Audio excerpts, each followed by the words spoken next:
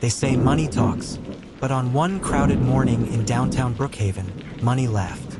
It laughed at a man with cracked hands, a pushcart of roasted nuts, and eyes that had seen too much to beg for respect. No one knew that before the week was over, the same laughter would choke in boardrooms, echo in trading floors, and die quietly in the pit of a collapsing market. This is a story about arrogance, survival, and the dangerous mistake of underestimating the wrong man. Every morning at 5:30 a.m., Samuel Carter rolled his dented steel cart onto the same corner of 8th and Madison. The city woke up around him, horns blaring, heels clicking, ambition rushing past without eye contact. Samuel was 52, black, quiet, and invisible to most. He sold roasted nuts, pretzels, and bottled water to office workers who never learned his name. His clothes were clean but worn, his back slightly bent, not from weakness but from years of carrying responsibility alone. What no one saw was the notebook hidden beneath the cart's false bottom. Inside were numbers, patterns, market movements carefully tracked by hand. Years earlier, Samuel had been a financial analyst.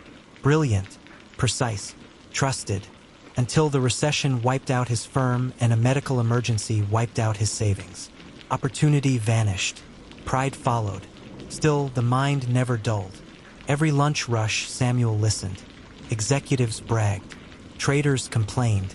Analysts whispered about bubbles forming and risks ignored. He smiled politely. He remembered everything. Across the street towered the glass fortress of Harrington Capital, where fortunes were made and destroyed with keystrokes. And at the top of that tower sat Victor Harrington, a man who believed the world existed to applaud him. Victor Harrington was used to respect, no fear, a billionaire investor, cable news darling, and self-proclaimed market genius. Victor walked like gravity owed him a favor. That morning, he exited his building flanked by assistants, mid-rant about idiots who don't understand risk. That's when Samuel spoke. "Careful with tech shorts this quarter," Samuel said calmly, offering a cup of almonds. "Liquidity's thinner than it looks." Victor stopped, slowly turned, looked at the cart, the hands, the shoes. Then he laughed, a sharp, cruel laugh that turned heads. "You giving stock advice now?" Victor sneered. "Stick to peanuts, my friend. Leave investing to people who actually matter." His assistants chuckled. Phones recorded. Samuel didn't flinch. "I've seen markets break before," he replied quietly. "Arrogance always rings the bell first." Victor leaned in. "And I've seen men like you think they're smarter than their station."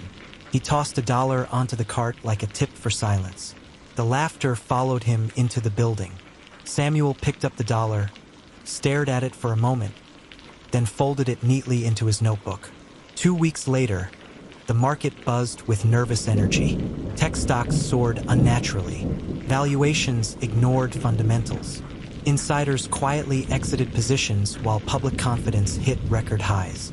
Victor went all in.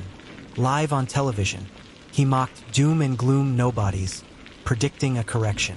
"Trust the vision," he said, smiling. "I'm doubling down."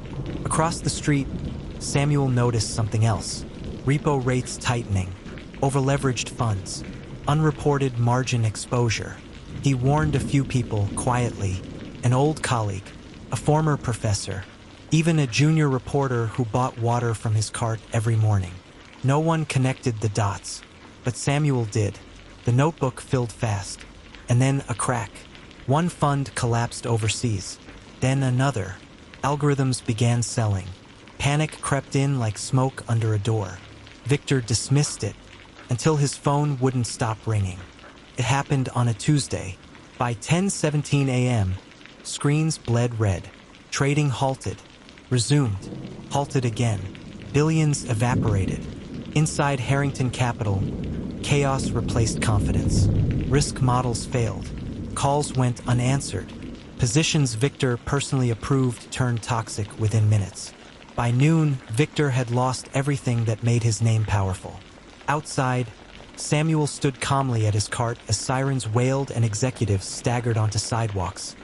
Ties loosened, faces pale. Victor emerged last. He looked smaller now, older, Lost, his eyes met Samuel's. Recognition hit like a punch. Samuel said nothing. He simply handed Victor a bottle of water. For the first time, Victor couldn't laugh. Days later, investigations began. Whistleblowers surfaced. Documents leaked.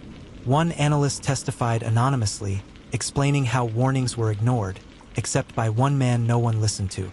The media searched. They found Samuel, the street vendor, the former analyst, the man who saw it coming. Victor Harrington resigned in disgrace, his empire dismantled, his arrogance archived as a cautionary tale. Samuel declined interviews. Instead, he reopened a modest consulting firm, this time on his terms. He hired people overlooked, paid fairly, listened deeply. The cart stayed on the corner. A reminder. Weeks later, Victor passed that corner again. This time, he stopped. "I was wrong," he said quietly. Samuel nodded. "That's the market talking back."